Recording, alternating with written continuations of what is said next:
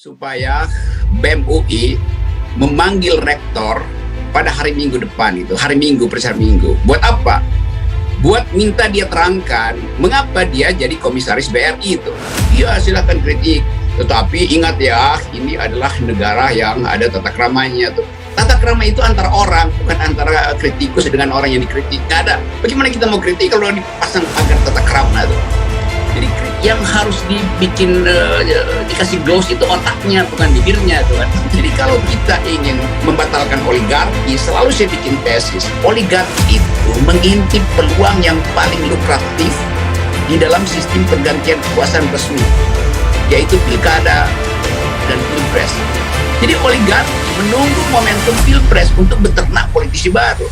Nah kalau kita mau menghilangkan oligarki, jangan tunggu pilpresnya. Lakukan perubahan politik di luar sistem elektoral sebelum 2024 misalnya, supaya oligarki kaget. Saya anjurkan dulu supaya BEM UI memanggil rektor pada hari Minggu depan itu, hari Minggu, persiapan Minggu. Buat apa? Buat minta dia terangkan mengapa dia jadi komisaris BRI itu. Berarti didapat 2 kali gaji itu. Artinya BEM UI berhak untuk menagih kualitas pendidikan. Kan rektor disuruh oleh negara untuk jadi pemimpin universitas full time supaya kurikulum UI itu dibikin bagus. Nah sekarang rektor punya 2 kerjaan, berarti mahasiswa cuma dapat separuh ilmu pengetahuan karena rektor sibuk sebagai komisaris dan dia digaji 2 kali itu. Itu nggak boleh itu. Jadi silahkan BEM UI layangkan surat pada rektor, minta diterangkan mengapa kami mahasiswa UI hanya dapat separuh pengetahuan gara-gara rektor hanya separuh hari ada di kampus, separuh harinya lagi ngurusin bisnis BUMN. Itu etikanya begitu, itu poin pertama. Poin kedua, saudara Dias Kini, dia harus di DO aja tuh. Nggak perlu lagi dia kuliah. Karena dia udah terlalu pintar. Tadi dia terangkan dengan cara saksama dalam tempo singkat-singkatnya apa itu demokrasi, apa itu esensi kritik, apa itu artinya kehidupan kampus. Udah. Jadi silahkan dia minta di DO. Karena Anda harus langsung dapat ijazah, nggak perlu lagi kuliah. Itu soalnya. Karena itu kalau ada orang yang kritik bahwa BEM itu ngomong tanpa data, ngomong tanpa metodologi itu. Barusan si Dias mengatakan seandainya itu forum akademis, dia akan datang dengan kekuatan pikiran yang berlebih itu. Jadi memang buat apa nanggapi kekuasaan yang modalnya lip service dengan ilmu pengetahuan? Ya cukup aja dengan satir kan, itu udah lebih dari cukup menanggapi kekuasaan semacam yang dipimpin oleh Jokowi sekarang tuh. Jadi benar nggak perlu pakai analisa data segala macam itu untuk membantah sesuatu yang levelnya itu rendah itu. Udah betul yang dilakukan oleh para mahasiswa nih. Nah, sebetulnya kalau dikatakan lagi bahwa iya tapi mahasiswa kalau kritik pakai tata krama, pakai sopan santun. Saya mau kasih poin.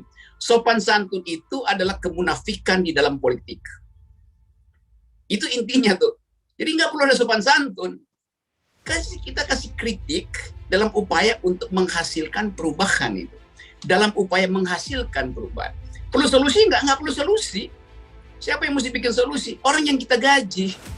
Kalau saya kritik tukang kebun saya, karena dia nggak bisa siram bunga dengan baik, maka saya minta dia ulangi cara menyiram bunga. Bukan saya yang ambil alih terus saya siramin bunga saya.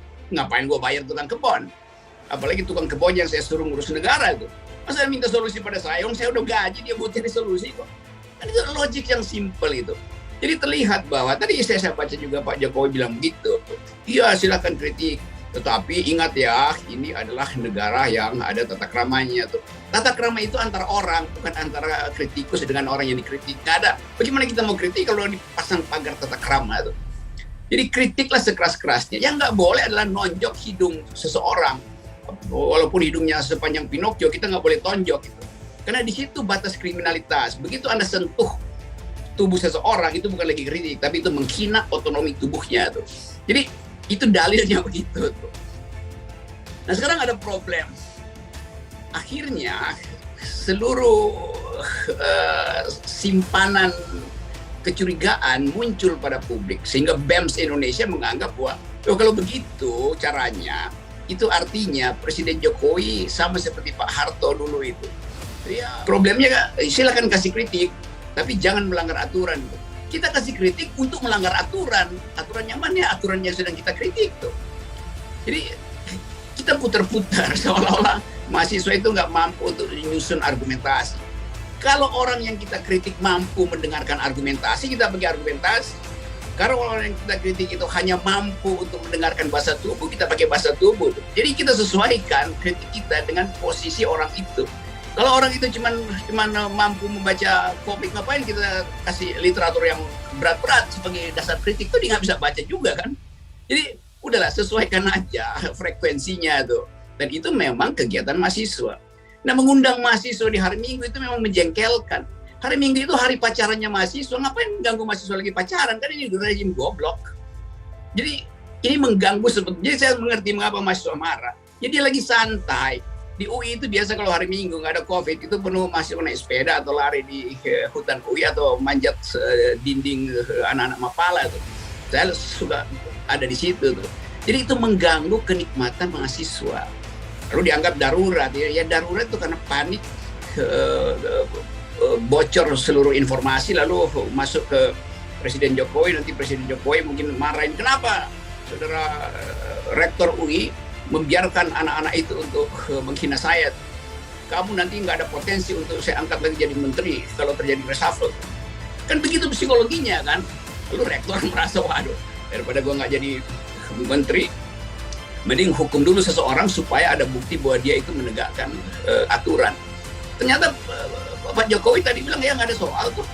Jadi sekarang yang jadi soal adalah rektor UI harus mempertanggungjawabkan ulahnya dia itu yang bikin keonaran sehingga seluruh rakyat sekarang juga ikut membuli Presiden Jokowi. Kan kasihan Presiden Jokowi kan. Oh, itu bahannya sepele kok, itu cuma gambar begituan. Gara-gara rektor UI, seluruh media massa sekarang membuat gambar Presiden Jokowi yang diolok-olok itu. Dan terlihat bahwa nggak ada satu media pun sekarang yang menyembunyikan olok-olok itu.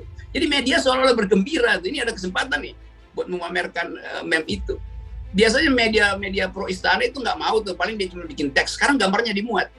Itu artinya membuktikan bahwa Presiden Jokowi bukan lagi media darling. Nggak ada lagi yang mau membela Presiden Jokowi. Satu-satunya kekuatan Presiden Jokowi sekarang tinggal buzzer dan hacker itu. Jadi bayangkan kekuasaan yang tadinya diagung-agungkan, dipuja-puja, sekarang pengikutnya tinggal hacker dan buzzer. Karena itu tadi Presiden Jokowi, kalau saya analisis tadi ya, Presiden Jokowi tiba-tiba disorongkan mikrofon oleh wartawan. Dan Jokowi menerangkan bahwa dia nggak tersinggung, tapi gini-gini itu. Kita bayangkan bahwa dia sebetulnya tersinggung, karena itu dia undang wartawan untuk sodorkan mikrofon, supaya dia ada alasan untuk menerangkan. Kalau kita belajar sedikit tentang gesture dalam psikologi itu begitu. Jadi orang yang tersinggung ingin menyampaikan sesuatu, tetapi dia mesti poles sendiri dengan menahan kemarahan itu. Kita bisa baca itu di dalam ilmu psikologi. Jadi tetap Presiden jengkel. Karena itu secara bawah sadar Presiden tambahkan predikat. Iya silakan kritik. Lalu dia berhenti sana. Tapi ingat itu adalah ancaman itu. Tapi ingat, ini negara yang berdasarkan tata krama. Jadi ketatakramaan itu akan membatalkan kualitas kritik. Jadi kita hitung sekarang tata kramanya apa yang mesti kita ucapkan. Ada yang paling utama ada tata krama dalam kerajaan Jawa itu, bahwa mesti mengesot untuk menghadap raja itu. PP di depan alun-alun. Ini yang mesti kita ingatkan, bahwa jangan pakai predikat tambahan pada demokrasi. Demokrasi adalah kritik, titik. Tata krama bukan bagian dari demokrasi. Itu kita bertata krama pada manusia, pada orang gitu, yang lebih tua, yang lebih soleh, kita tata krama. Tapi terhadap pejabat publik nggak boleh ada tata krama. Intinya begitu, supaya clear. Kalau ada tata krama, kita akan edit bahasa kita tuh, sehingga terjadi pleonasme, terjadi manipulasi di dalam pesan. Jadi saya kira itu poin pertama. Jadi bapak yang baik itu ngajarin anaknya untuk berani justru tuh, bukan untuk jiper, untuk takut.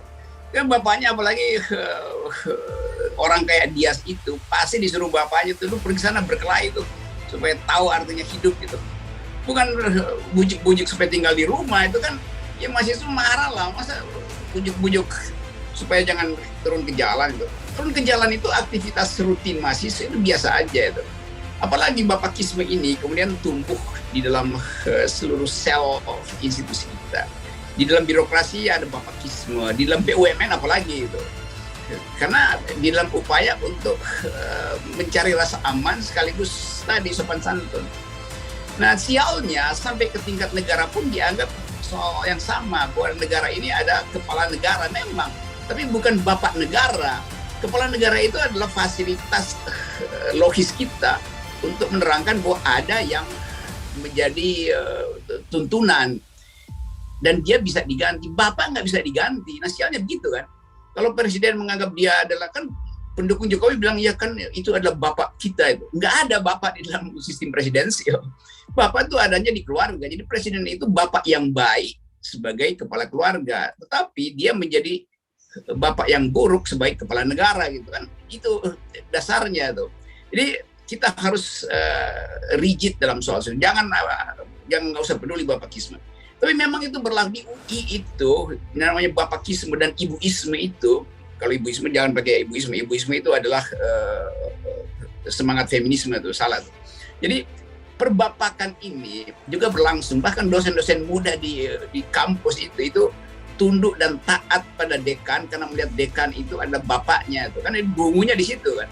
Kalau dekan itu fungsi administrasi aja tuh, rektor juga kedudukannya administrasi doang tuh, ngapain jadi rektor sebagai bapak? Nggak ada istilah itu di dalam ilmu pengetahuan itu. Jadi sekali lagi kita mau keluar sebetulnya dari lip service semacam ini nih, the politics of lip servicing gitu. Sehingga bapakisme juga itu lip service dalam upaya untuk memberitahu bahwa kalian itu kami lindungi itu. Loh, dengan cara itu justru mengatakan kami lindungi kalian, artinya kalian hormati kami. Kenapa? Karena kami disuruh oleh presiden untuk melindungi kalian. Itu kan muter-muternya di situ tuh. Jadi sekali lagi abaikan aja itu yang namanya bapakisme itu. Nah, tadi misalnya soal larang-larang diskusi itu. Saya lama di LBH dulu. Kalau kita bikin diskusi di LBH, zaman dulu masih zaman otoriter Pak Harto. Kita diskusi di ruang bawah itu, namanya ruang Adam Malik dulu. Itu kita buka jendela di lantai 2 itu supaya kalau diserbu kita keluar ke atas itu, keluar lewat jendela tuh. Nyampainya di belakang situ, Jalan Mendut, terus nyebrang ke Universitas Proklamasi, lalu melebur di lapak-lapak warung-warung situ, udah hilang. Tapi ada yang kita tahu dalam sistem Orde Baru. Kalau kita diskusi akan datang intel di situ memantau, lalu tiba-tiba diserbu tuh. Tapi dia nggak akan bubarin dengan kekerasan. Dia naik di atas meja terus dia bilang, demi undang-undang saya bubarkan diskusi ini. Demi undang-undang. Memang undang-undangnya yang represif. Tapi dia datang di tempat itu untuk membubarkan dengan membawa peralatan undang-undang. Yang kita udah tahu itu udah pasti disuruh mengucapkan itu. Baru dia acak-acak, kalau ada yang nggak mau bubar, baru ditangkep-tangkepin. Itu lebih fair sebetulnya. Daripada sekarang melarang narasumber datang dengan menghack WA, dengan membuyarkan webinar melalui di BIM frekuensinya. Kan itu lebih dungu kan. Ya datang aja lalu bubarkan supaya kelihatan patriotismenya membubarkan diskusi. Nah, sekarang saya berkali-kali ikut diskusi, diundang diskusi itu, tiba-tiba masuk berita dari panitia nggak jadi, seseorang itu nggak jadi karena tiba-tiba dia disuruh muter balik jalan, dipanggil istana itu. Padahal orang itu saya kenal. Terus saya tanya, lu betul dipanggil istana? Enggak. Cuman disuruh jangan ikuti karena ada lu di situ, Rob. Semua nggak boleh ngomong gitu. Jadi itu kan memanfaatkan bapakisme sebetulnya kan. Sehingga diteror bahwa seolah ada rapat menghindar bertemu saya sebetulnya. Jadi soal-soal semacam ini yang menjengkelkan sebetulnya. Dalam demokrasi prinsipnya semua boleh kecuali yang dilarang, itu demokrasi. Ini terbalik, semua dilarang kecuali yang diizinkan. Oleh siapa? Oleh bapak itu. Ini noraknya di situ. Kan itu terbalik-balik ke doktrinnya. Jadi udah kita anggap aja bahwa yang dilakukan oleh BEM UI, dan sebetulnya UI tahu bahwa kalau dilakukan sesuatu pasti seluruh BEM Indonesia akan dukung. Karena itu saya tahu jalan pikiran UI. Demikian juga BEM yang lain, kalau lakukan hal yang sama pasti UI akan dukung. Jadi siap-siap para rektor di daerah, akan ada gerakan BEM se-Indonesia yang jadi kalian udah terima aja tuh kalau BEM lagi bergerak, jangan dipanggil-panggil hari Minggu lagi itu, karena nanti seluruh publik juga akan tumpahkan dukungan pada BEM. Jadi mulailah dengan menghentikan lip service. Saya selalu bawa lip balm gitu. Kalau naik gunung saya mesti pakai lip balm supaya nggak pecah-pecah bibirnya tuh. Kalau Hindun dan Asif, dia mungkin pakai lip gloss itu untuk memberi kecerahan. Asfi jarang pakai lip gloss dan menganggap bahwa oke, yang natural itu adalah yang betul-betul rasional gitu. Tapi begitu banyak politisi kita, dia pakai 3 lip gitu. Lip service-nya ada dalam usaha berbohong.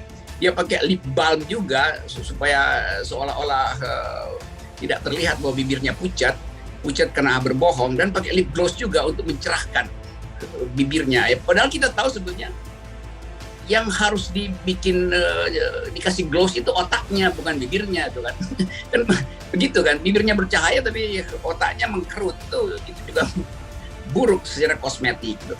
Nah sekarang kita mau lihat sebetulnya efek dari pembicaraan kita malam ini dan kemarin, dan di mana-mana 2 hari ini semuanya bicara tentang the king of lip service.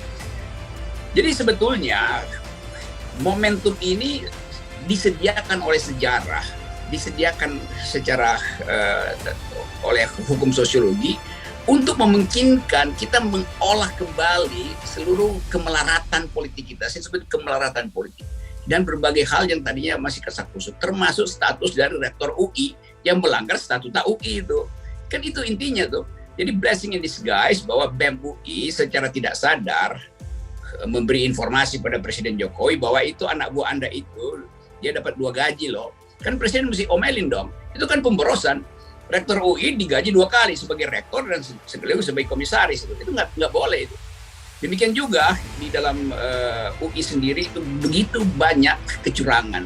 Ada dosen yang nggak pernah ngajar karena harus ada di istana tuh. Jadi di istana itu banyak juga dosen UI yang jadi buzzer, jadi hacker di istana, itu banyak tuh. Dan mereka digaji oleh istana. Nah dia udah digaji oleh UI, digaji lagi oleh istana sebagai hacker. Dosen merangkap hacker itu, atau hacker merangkap dosen. Banyak itu, saya tahu soal latar belakang itu. Nah saya balik lagi pada poin kita hari ini, bahwa Greenpeace mengambil inisiatif untuk membicarakan ini. Karena ini juga dalam rangka untuk membersihkan bumi dari sampah politik gitu kan. Jadi Greenpeace bukan sekedar mau membersihkan ekologi natural, tapi juga ekologi politik kita. Jadi oke, saya akan terus mendukung Greenpeace dengan segala upaya untuk membersihkan bumi, terutama bumi politik negeri ini. Kalau soal isu radikalisme, Taliban dan sejenisnya itu, ini buzzer-buzzer ini nggak baca riset itu.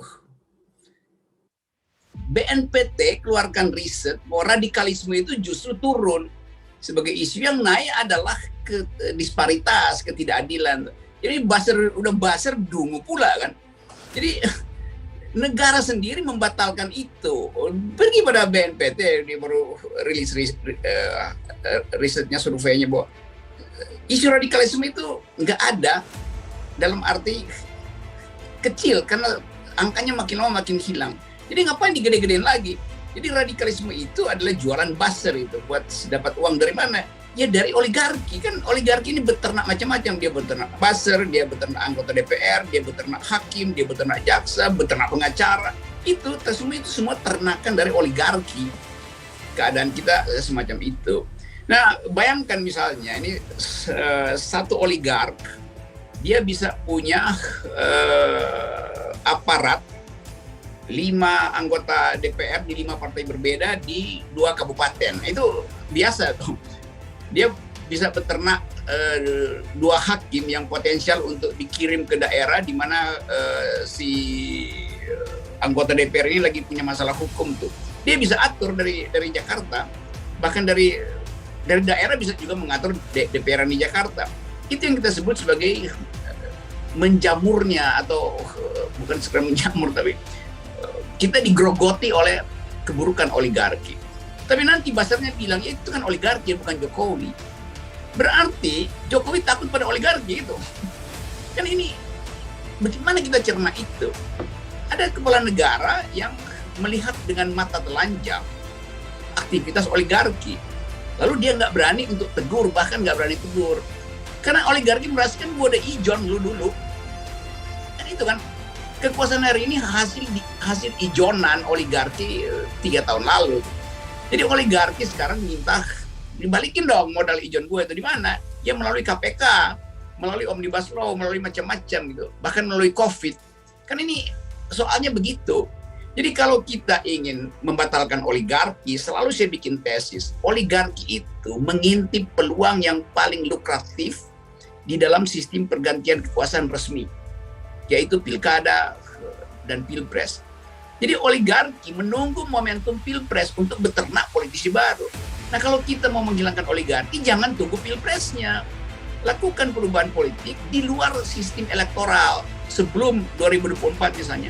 Supaya oligarki kaget bahwa dia nggak nyangka bahwa BEM UI bisa mencegah oligarki itu masuk di dalam elektoral politik di 2024.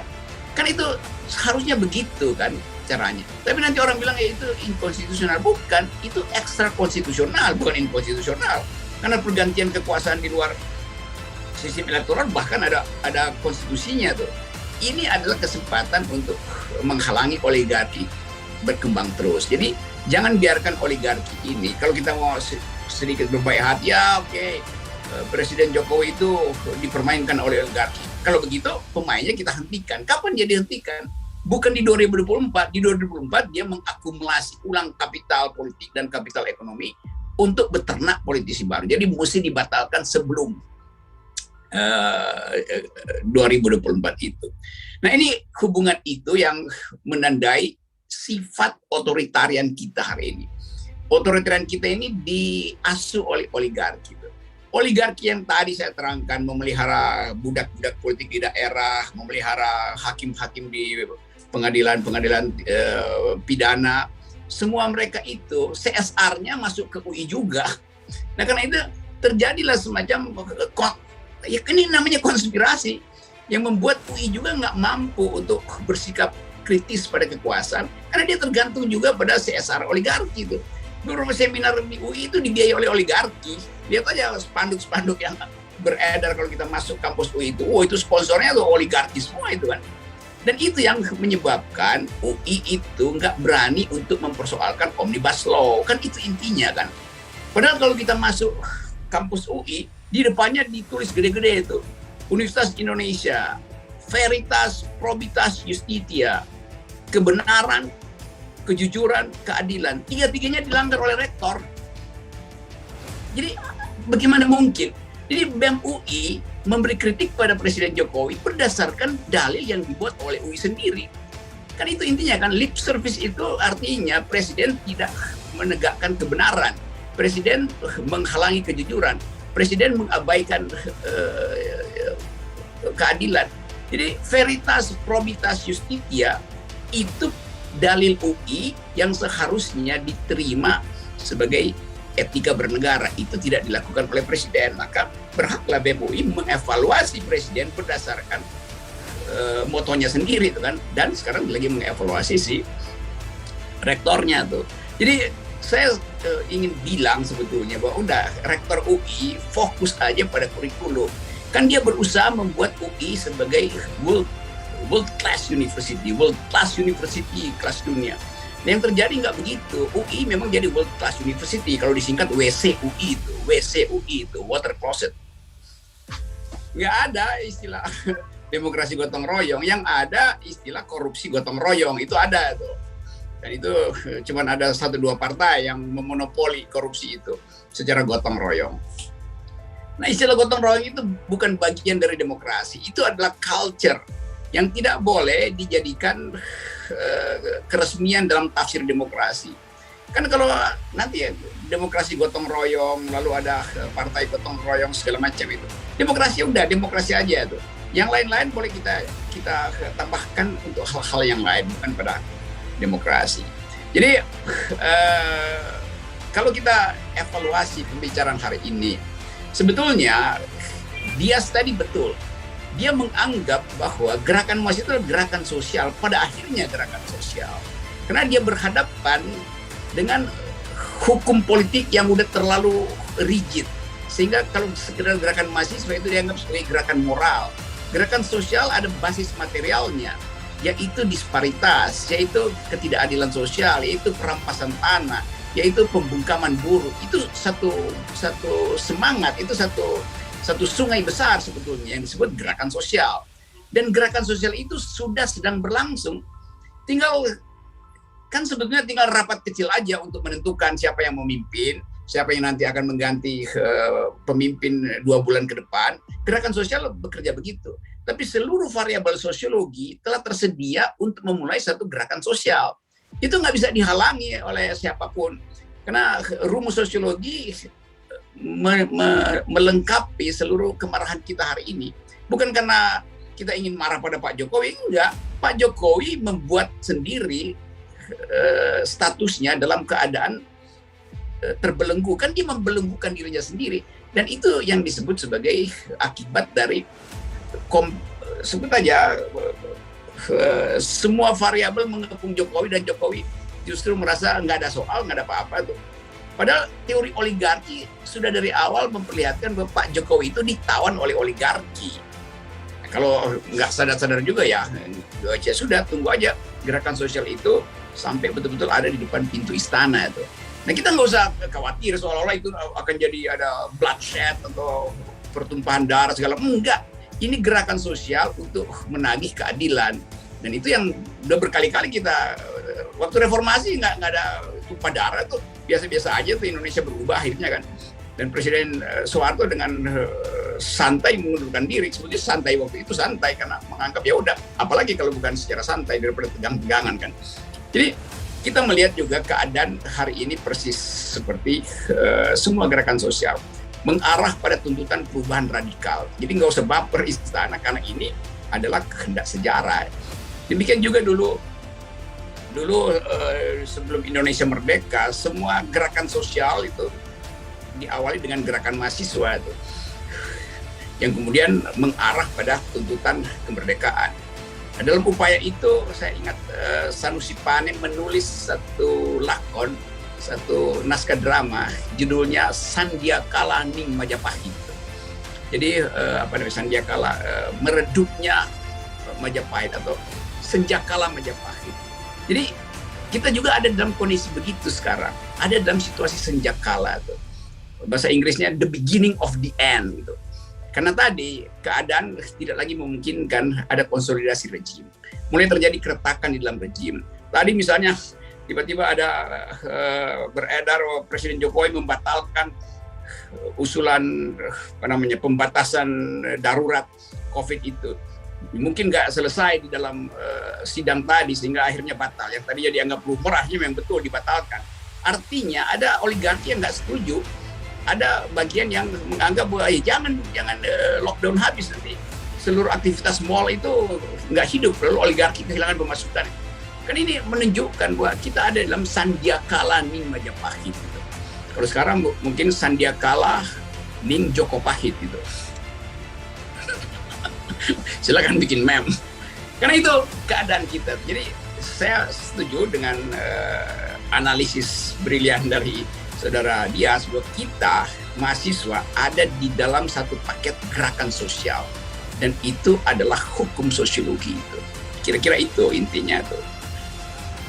Jadi kadang-kala kita menghitung perubahan itu secara normatif, yaitu mengikuti aturan. Tetapi kita nggak pernah tahu kapan batu itu meluncur dari puncak gunung dan menyeret batu-batu yang lain gitu. Pepatah bilang bahwa rolling stone gather no moss. Batu yang bergulir tidak akan menangkap lumut karena dia tidak bisa berlumut. Tetapi batu yang bergulir, dia bisa menyeret batu lain untuk sama-sama jatuh gitu. Nah, momentum itu ada sekarang. Dengan seluruh soal ada disparitas, Gini rasio kita yang memburuk, keakraban warga negara yang terhambat, ekspresi demokrasi yang dihalangi itu. Jadi kalau saya rumuskan hari ini, rejim ini kehilangan 3 etika dasar tadi. Yang pertama adalah moral ethics. Yang kedua adalah intellectual ethics. Yang ketiga adalah justice sebagai ethics. Di dalam semua persoalan, 3-3 itu punah itu. Dan itu pertanda awal bahwa decaying political decay, pembusukan politik sudah sedang berjalan in the making. Jadi percuma menghalangi arus, lebih baik belajar berenang. Nah, sekarang kita ada di hadapan mata, arus besar itu akan menyeret mereka yang ingin membendung sungai perubahan itu. Jadi, saya ucapkan pada para mahasiswa, panjang umur perjuangan.